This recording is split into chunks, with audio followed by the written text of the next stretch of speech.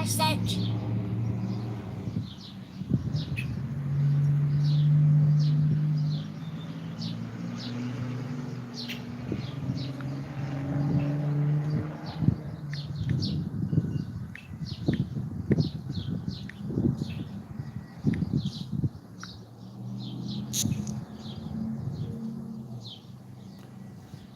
Hey, what's up, Druzy?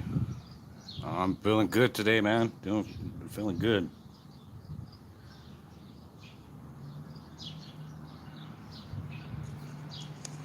I was just surprised to get that little notification, a recommended video of one of mine, which is pretty awesome, man. Whenever I see that too, on my channel, I get a video that's Message. recommended or something, and I'll recommend it.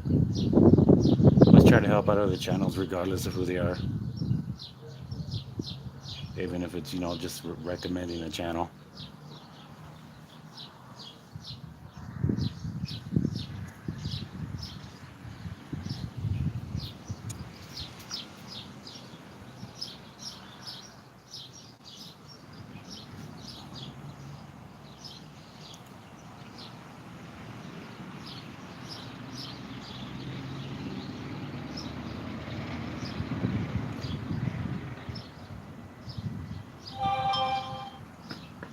Alrighty.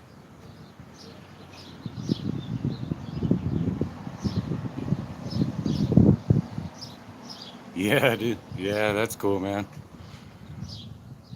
Yeah, I'll get different channels here and there, and especially some channels like ours, small channels, and I'll recommend it.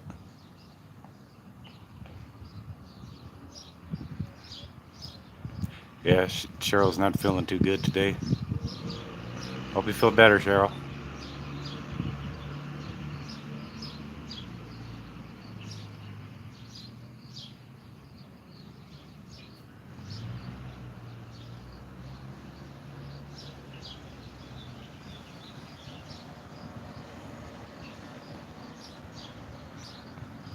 Hey Ryan, welcome, brother. Appreciate you dropping in.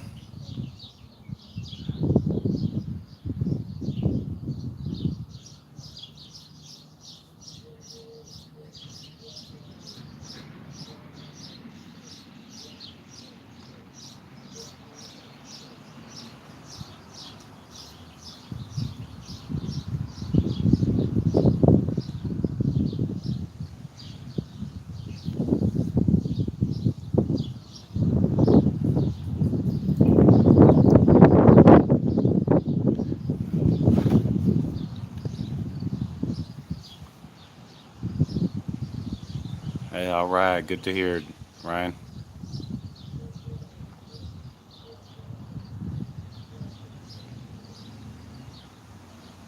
Take care, Cheryl.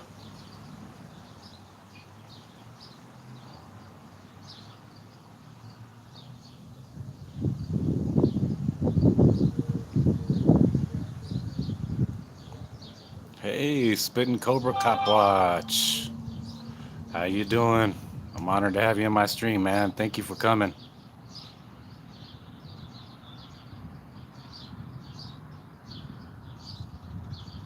Cemetery 76. Awesome, man. That's good to hear. Hope you had a good visit here.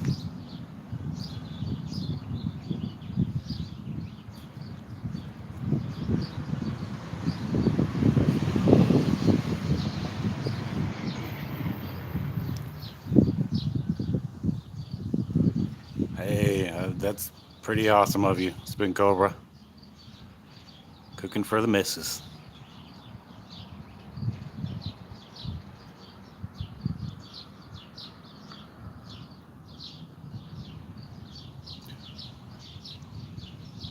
Angel, Cacique, what's up, bro? Welcome, man. Just gonna be reading a little bit about my town here. We're on chapter 8, the 1920s and 1930s. So, we got a decent amount of people in the room.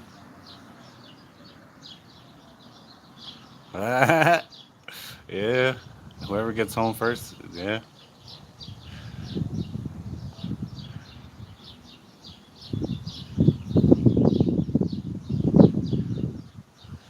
Very, very cool to have you here, Spin Cobra. Very cool. Without further ado, guys, we'll go ahead and get right into it. Okay, this is the chapter 8, the 1920s and 1930s. You guys go ahead and hit that like button when you guys come on in. Appreciate it.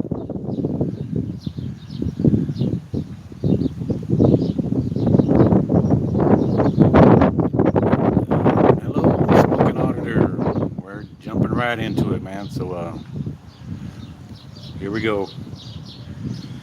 First half of the 1920s saw a boom in building and an increase in population. In 1920, over 200 cars could be seen parked on the streets, and the fire department had a man-powered cart with a foamite tank. Bill Severin served as the refuse collector with a horse-drawn wagon until Nick Ludwig took over using a Model T truck.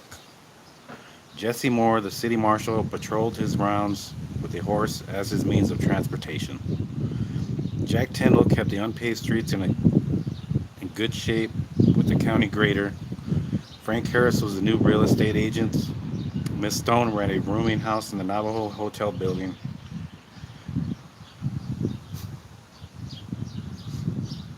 Man, for some reason it smelled like rain right now. Sorry, guys. Joseph and Minnie Ellis operated the commercial hotel on Maley Street. The 1930s saw more progress further down.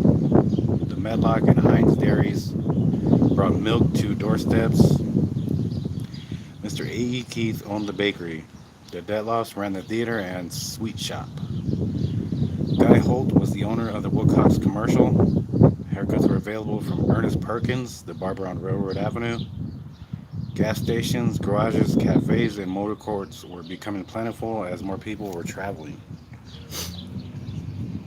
Lawrence and Bessie Falmer were the editors of the Arizona Range News. If there was land to be surveyed, one called Albert Schwartner. People could get a drink at W.E. Johnson's Palace Club. Myrtle's Beauty Shop offered natural croquignole. I hope I'm pronouncing that right. Permanent waving. Street paving projects and sewer system began in 1938, and the Sulphur Springs Valley Electric Cooperative was founded the same year, making electricity available through the Rural Electrification Act.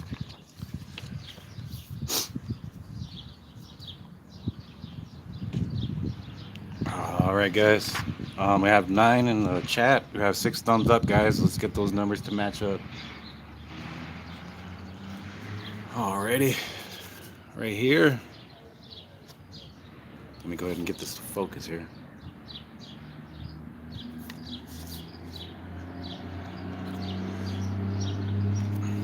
Yes, it is.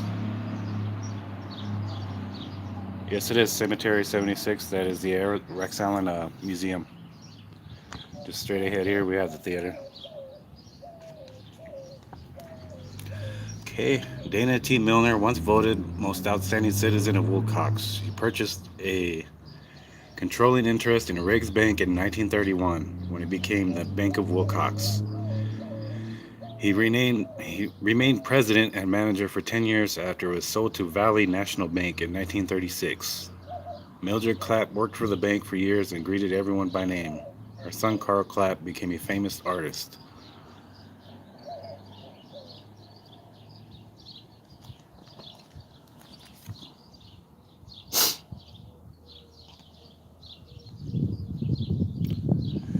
Alrighty. Right here we have Railroad Avenue and Maley Street intersection during the 1923 flood. Shows the Briggs Bank building to the right of the large pole.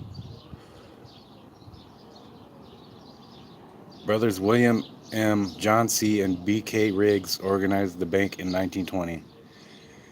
J.B. Gersbach operated the Palace Hotel here, leasing it to R.J. German in 1915. The first owner of record for this lot was R.H. McDermott in 1883. He sold it to Clark and Henry Seidel blacksmiths.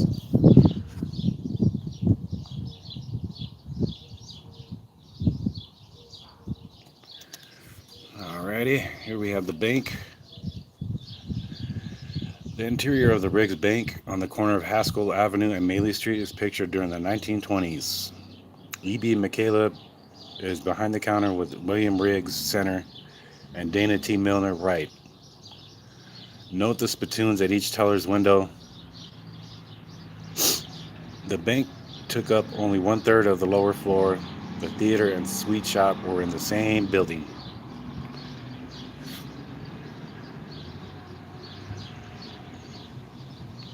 Yeah, cemetery, I've never been in it either, really. I just passed by it a couple of times, just riding my bike through here.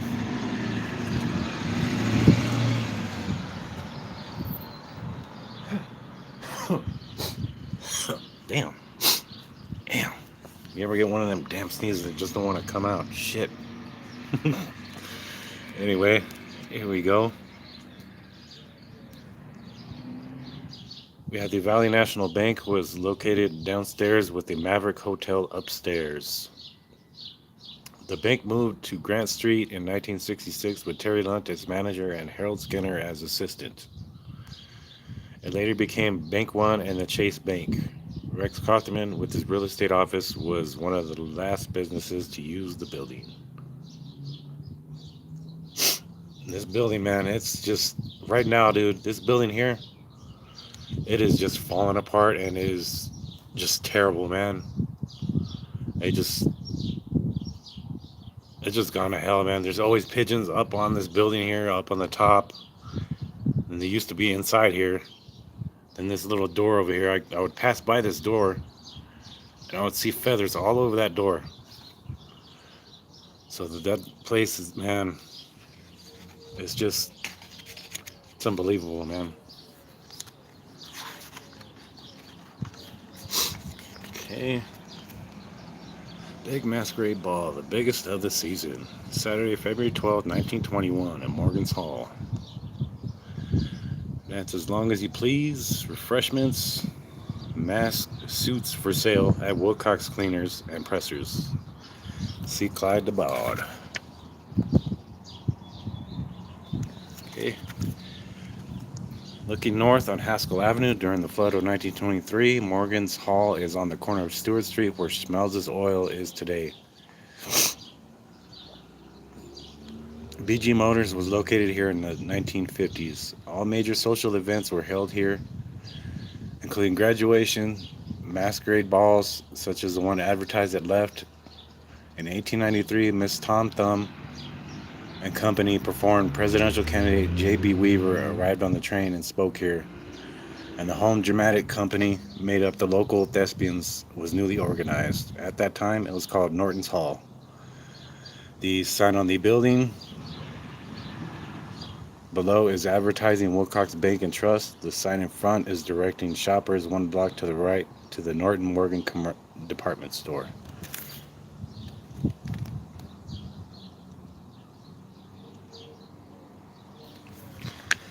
Alrighty. And over here we have the east side of Haskell Avenue, looking south from the corner of Stewart Street to the Briggs Bank is shown flooded in 1923. The sign says Star Brand shoes are better, sold by Norton Morgan Commercial. In the 1950s, Harry Parks built his curio shop on this corner. The building on the right of the tree was the Overland Garage, which was raised in March 1941.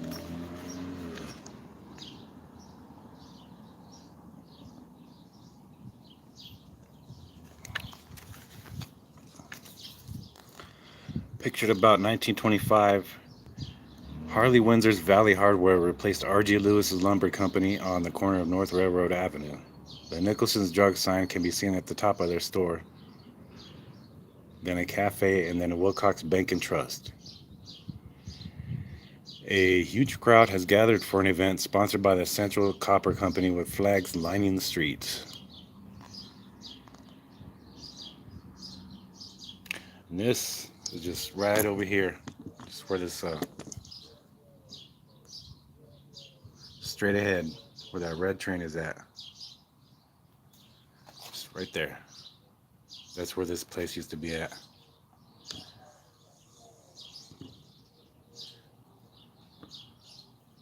Alrighty. Railroad Park was planted in 1928 to prevent water accumulating after rainstorms, which had been a problem since the town began. Henry Clifford remembers the kids loved to play in this little bit of heaven, the only lush grass around, while waiting for the theater to open on Saturdays, which is exactly where I'm at.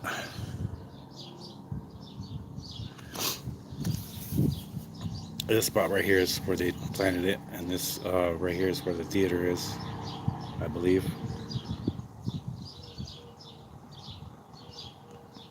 And this would be the commercial in Stewart Street. Yeah, this is where I'm at, guys. It's wow. Yeah, and right here the grass is green. Cody English, welcome in, brother. Glad you could join. Yeah, the grass is green over here, man. They threw some dirt on it, which is, I don't know, man. I thought that kind of weird. I don't know if there's a problem with the ants or something. But I don't know. Anyway.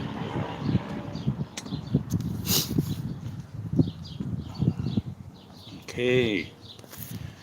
In 1925, oil well number 1 was 2.5 miles from town on the Mascot and Western Railroad right-of-way. Although there were traces of gas and oil, this well and a second well never produced.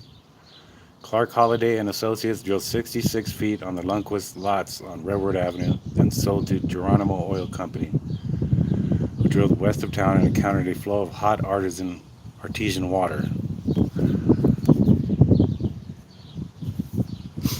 Alright guys, Valley Hardware, this is just right around the corner here.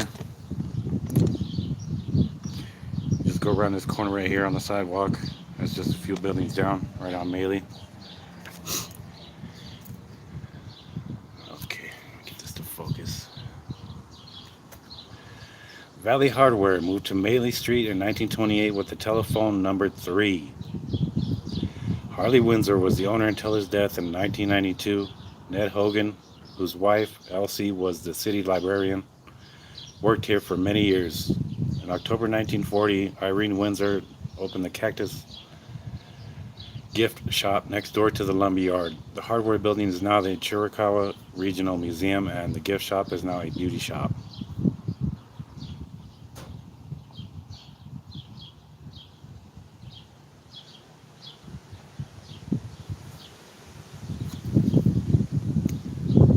Harley and Irene Windsor are strolling along in the 1950s. The Windsor family came in 1912 by covered wagon, following the railroad tracks in order to find water. Harley's father was the Methodist pastor. Harley married Irene Buzen Burke in Tombstone in 1924 and bought out his employer R.G. Lewis around 1926. Served on the city council in the 1940s and 1950s. Eat your broccoli, welcome. Rosie Things, welcome in. Yeah, man, it's good to always know, the things that happened before we were here.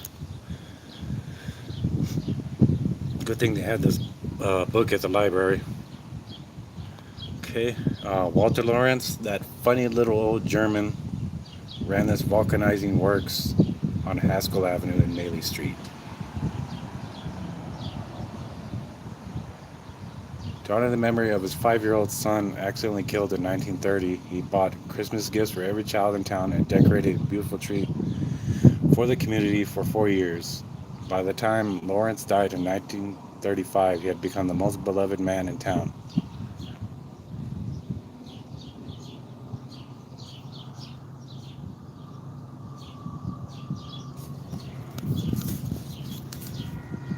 And here we come. I'll just let you guys read this one out. We got a train coming here, guys. And Dill Hole, if you're in chat, you're missing out, man. Or if you're not in chat.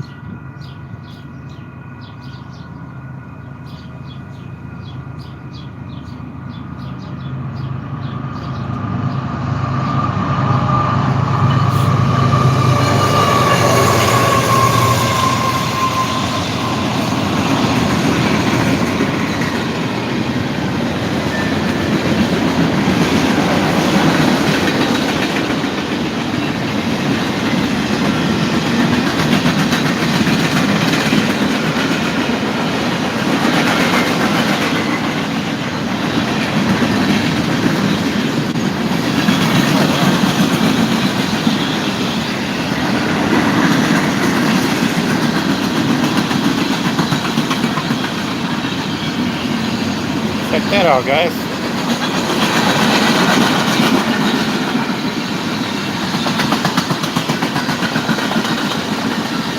How often do you guys see that? Got a couple of people riding horses down over there.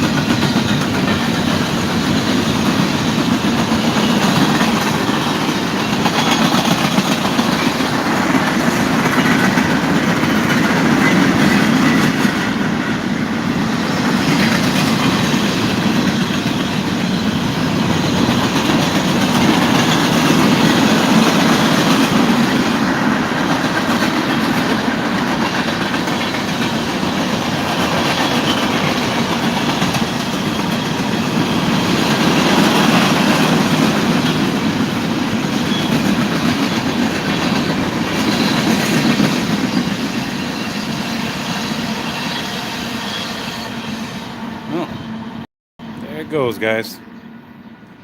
If you guys didn't notice, there was a couple of folks right there with a couple of horses. See if we can get a look at them before they take off. Yeah, definitely, man.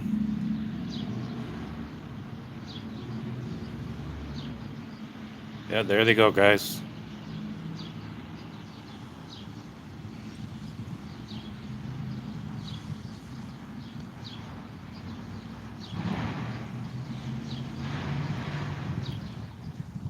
Yeah, we used to have the Arizona Range News here, Cody, but they quit publishing that and they made it the Herald Review. Okay, guys. Yeah, I just thought I'd show you the horses that they had over there. But let's get back to it, guys. Shall we?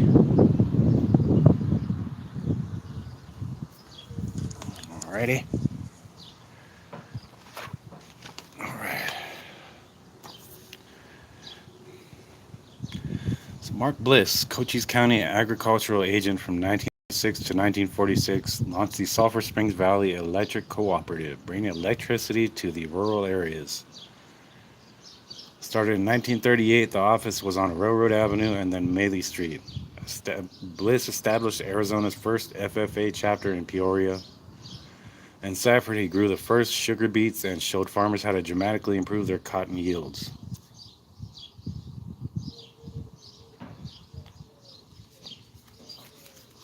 Okay.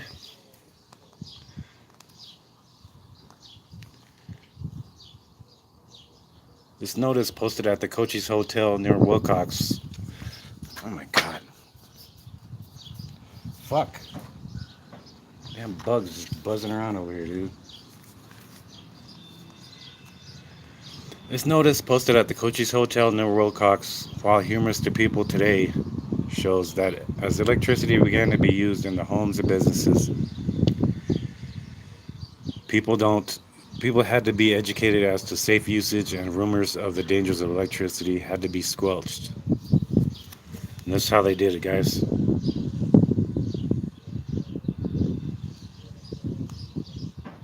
Do not attempt to light with match. Simply turn switch on wall by door.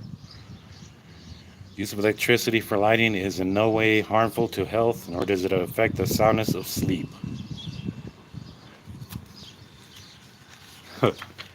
Yeah, that's a quite a funny one there. Alrighty. The front and back of an envelope that was mailed by Robert E. Root at the beginning of the 20th century tell the benefits offered in the area to encourage newcomers. Images show pumping for irrigation, plowing the fields, copper mining at the Mascot Mine, transporting by rail, and the importance placed on education by the building of a new school in 1900. See up here, they have the depot, the train depot, which is just right to my left here. The public school, pumping service, the mines, and the wheat fields. Why you should come to Wilcox, Cochise County, Arizona. Water is shallow and can be had in abundance for irrigation. Our local markets bid highest prices for farm products. We have good schools, both grammar and high, good churches, and best railroad accommodations. It is the place of great opportunities. Population doubled the last 12 months. Here, virgin lands await development. Government lands border our settlements, cheap lands within them. Don't be afraid to ask questions. The Wilcox Board of Trade can furnish you a fund of information. 232 miles west of El Paso on main line of Southern Pacific, altitude 4,163 feet.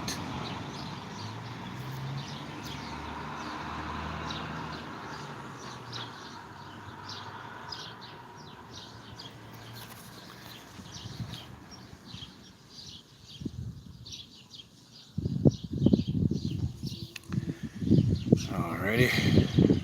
The families of John and Marcia Ann Collins Forsyth and John and Minnie Larkins were among the first to farm in the Kansas settlement area. John and Marcia's son Byron Forsyth and his new bride Letha Larkins are shown on their wedding day in 1924. Charlie Kinsey and Virgil Baker, other pioneer farmers, were related by marriage.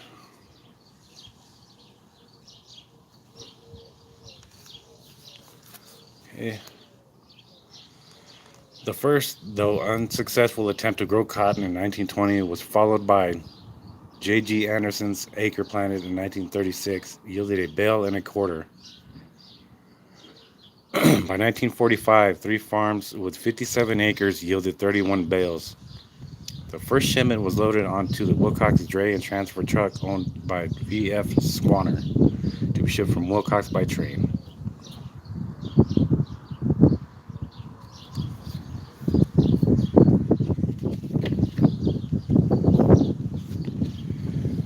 Okay, and here we have the vegetable mart. Harry Lundquist and his son Wallace sold fresh vegetables from their garden to local grocers and families. Sitting on the porch of the vegetable mart in 1922 are from left to right Boots, Wallace Lundquist, and Albert Allen. Wallace, a very enterprising young man, also worked at the sweet shop and bakery. He married Vera Wooten in 1932 and they had 2 daughters, Phyllis and Laura.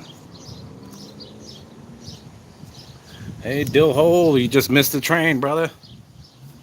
Yeah, you missed it, man.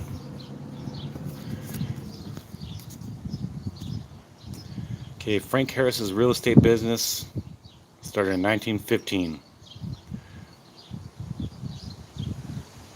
They put rolling papers in newspapers.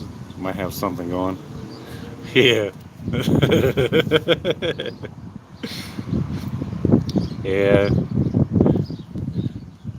Frank Harris's real estate business started in 1915. He shared the building with Minnie Norton's insurance agency at one time. The building served as J.U. Nanny's Pontiac dealership. Not Nat Harris had his sign shop in the back, and on the second floor was a boarding house. The building was torn down in 1971. Okay. Yeah. Yeah, Wallace Lundquist behind the counter at right with Roy Goodwin and an unidentified man in the sweet shop, a favorite gathering spot.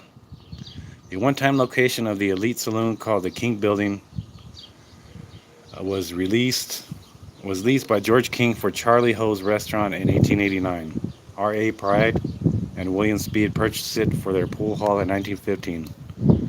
It burned to the ground along with the Western Bar. So a lot of these buildings, guys, if you guys have been with me from the start, you notice that some of these buildings, man, they started on fire. It's a mystery on how they started, but there has been a lot of them here. Okay, guys, right here, just right here in front of me, and I'll show you just a second. Joe Moore, Catherine Huffman, and Bud Boyd are wading in the waters of the flood of 1938. Walking on the sidewalk behind them is Ernest Perkins, the barber, and Carmen Riggs is in front of the sweet shop.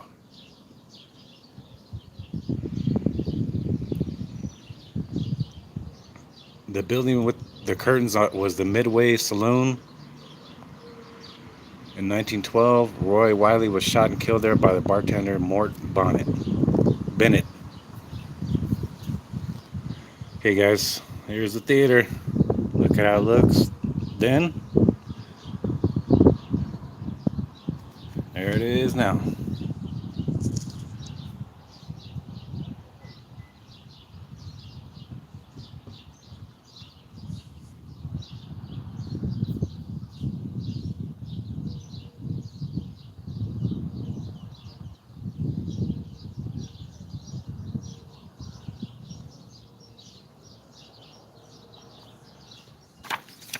Alrighty.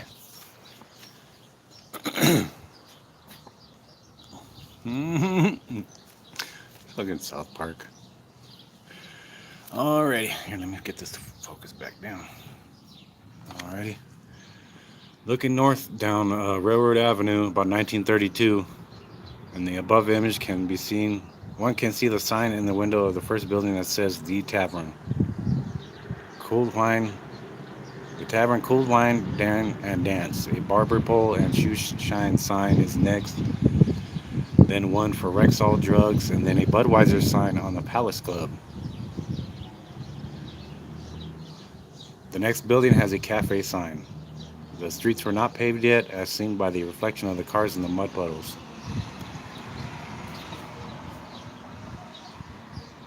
Lee Russell took the photograph below around 1936, looking south down Railroad Avenue from the Wilcox Bank and Trust building. Almost every building had an awning.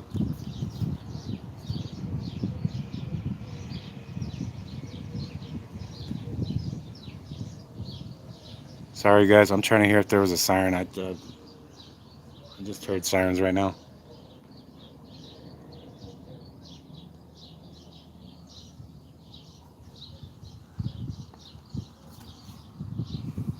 Hey, Sinaloa es mío. Welcome. I appreciate you dropping in.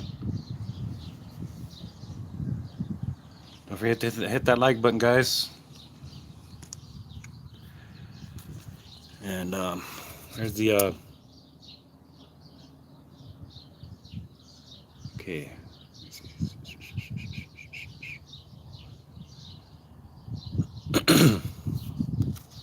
Okay. And let me see.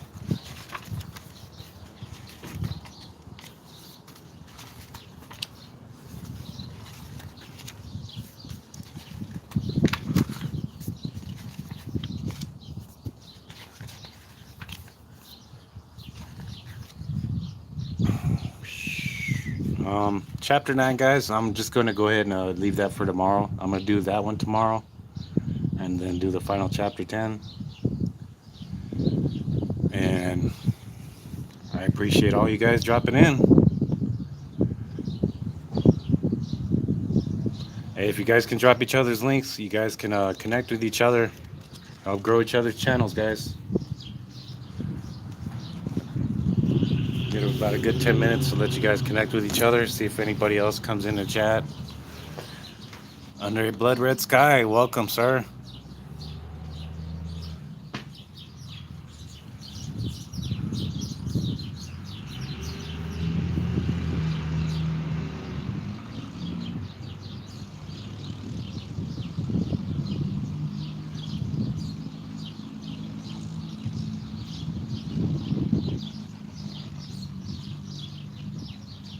How y'all doing? I hope you guys are all doing good.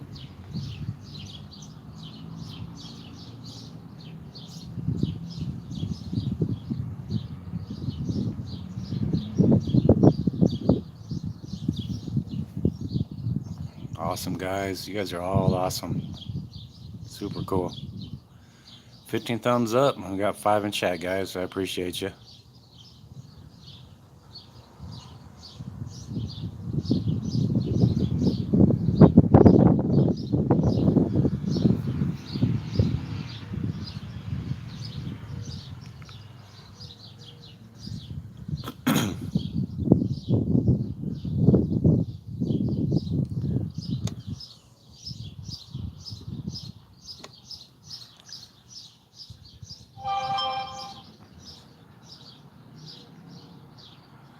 All right, guys. I'll give it a couple more minutes. You guys can get connected with each other, and then I'm gonna go ahead and shut it down.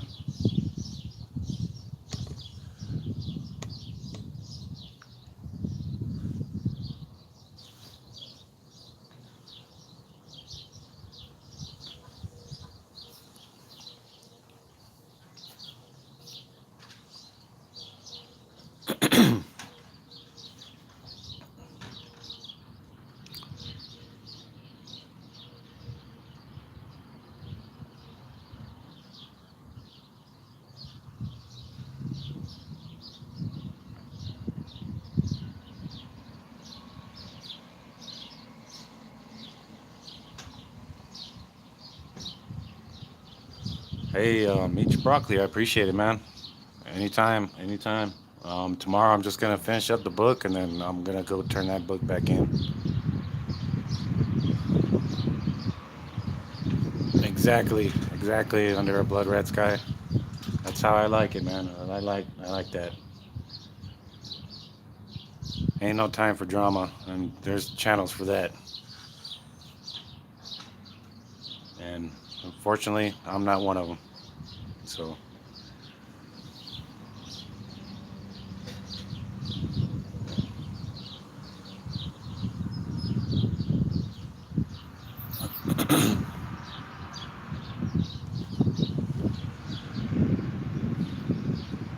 But yeah, we'll go about another minute here, and then I'm gonna go ahead and shut it off, guys.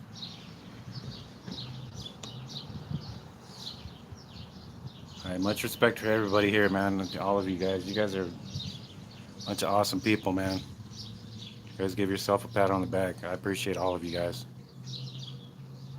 Man, if you're new, you've always been there from the beginning. Doesn't matter.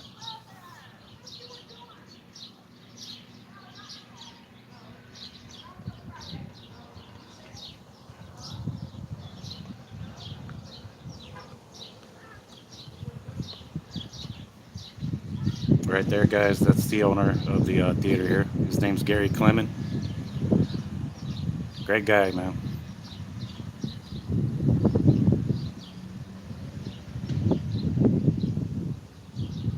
Hey, definitely, guys. I appreciate you guys coming in. Yeah, I'm gonna go ahead and shut it down. Much love to all of you guys. And tomorrow we'll be finishing up the rest of the book. With that being said, much love and respect to all you guys. Be safe out there. And remember, film everything. Peace.